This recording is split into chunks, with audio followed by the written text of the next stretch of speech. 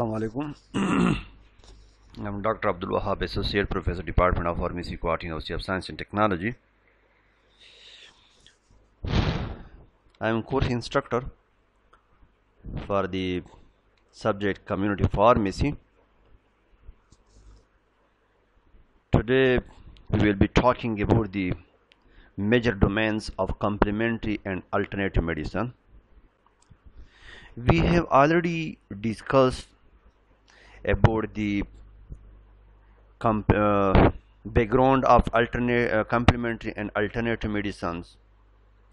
We have all discussed the different types of complementary and alternative medicines like homeopathy, acupuncture therapy, acupressure therapy, reflexology,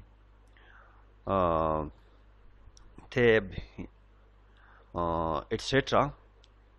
But today in our this topic I am just going to highlight those major domains of complementary and alternative medicines which are necessary for every student to know about those domains.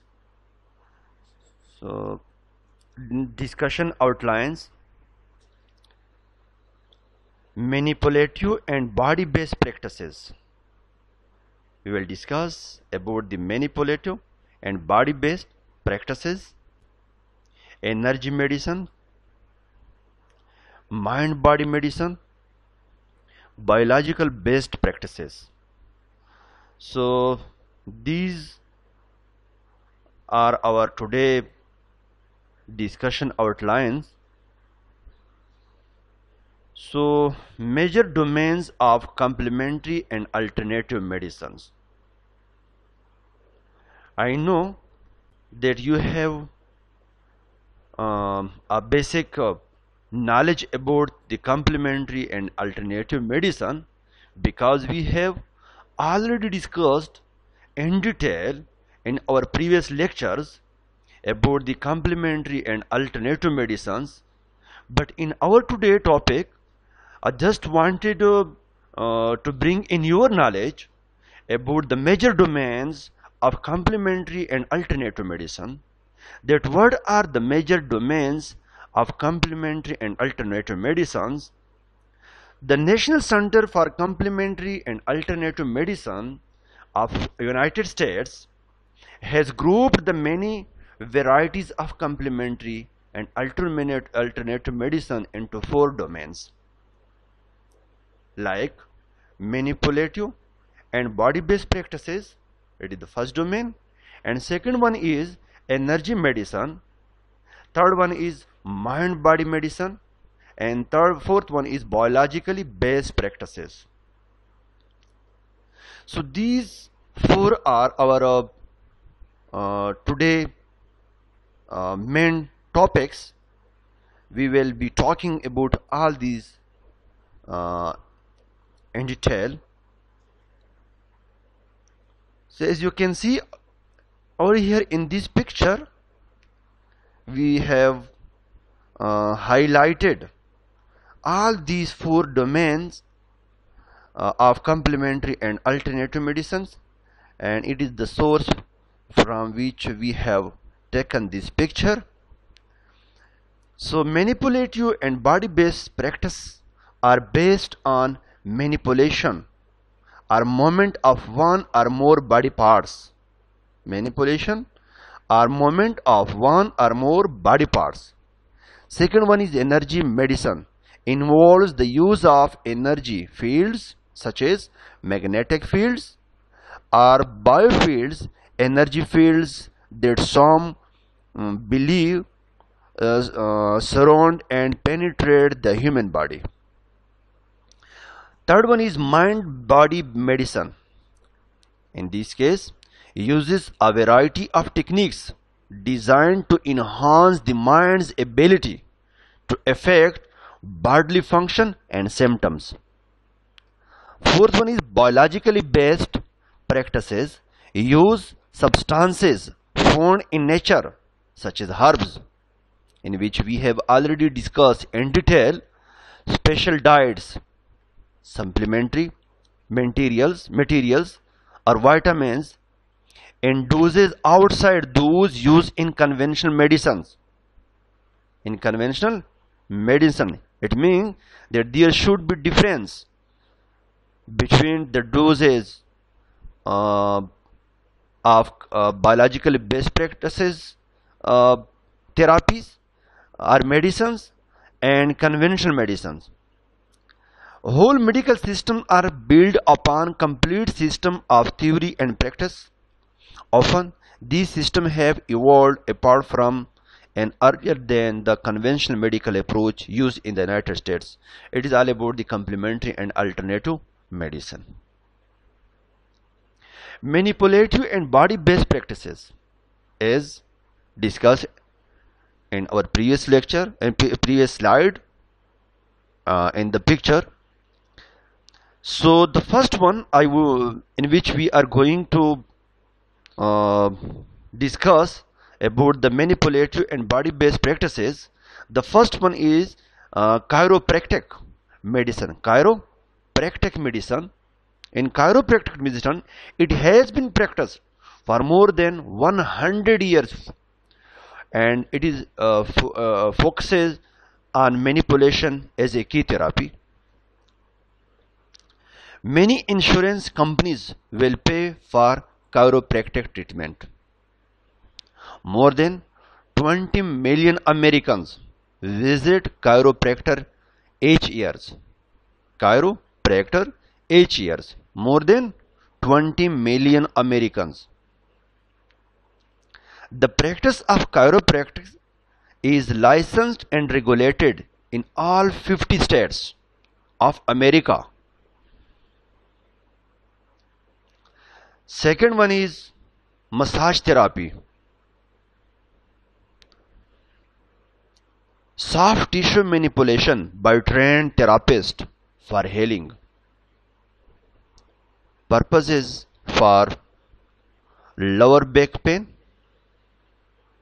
our worked muscles, reducing stress and anxiety, rehabilitating sports injuries, promoting general health.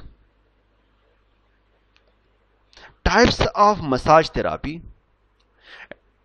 Massage therapy is also a complementary and alternative medicine. It is the type of complementary and alternative medicine. Deep tissue massage, Swedish massage, trigger point massage, shiatsu massage. So these are the different types of massage therapy. Energy medicine, it focuses either on energy fields thought to originate within the body, biofields, or on the fields from other sources, electromagnetic fields, biofields, Qigong, Reiki, therapeutic touch. As discussed in our previous lectures, like acupuncture and acupressure, etc. So these are the example of energy medicine. Mind-body medicine,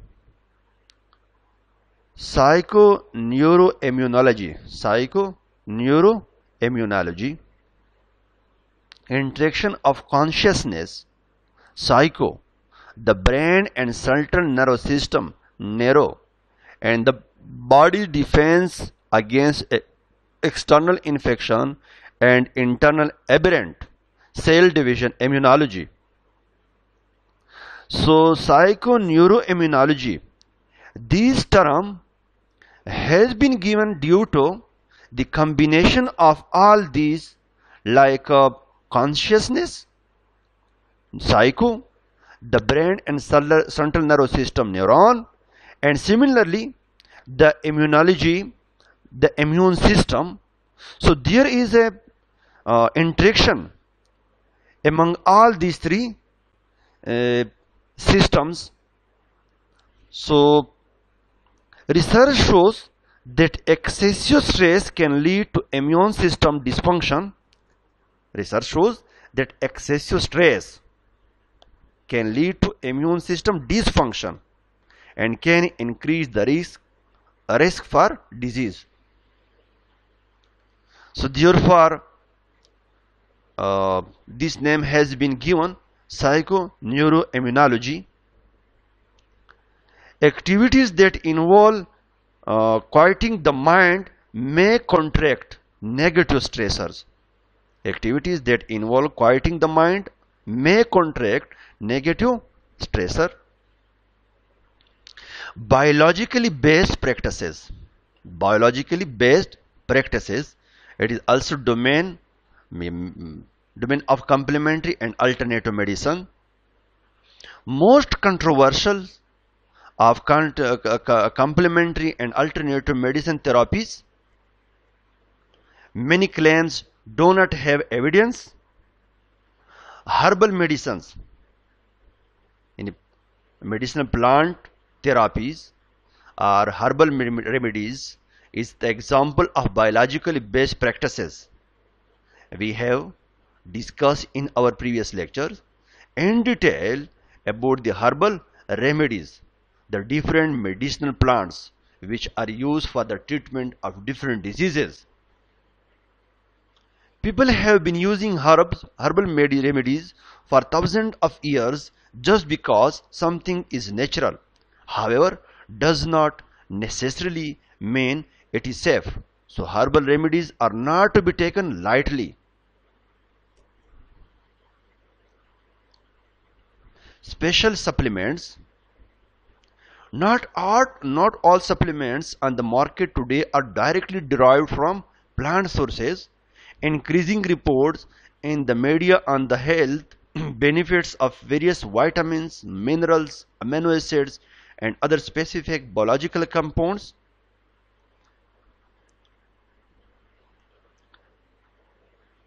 The role of functional foods in complementary and alternative medicine therapies.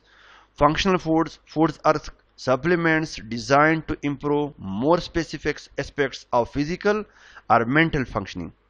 Nutraceuticals provide combined nutritional and pharmaceutical benefit. Common functional foods,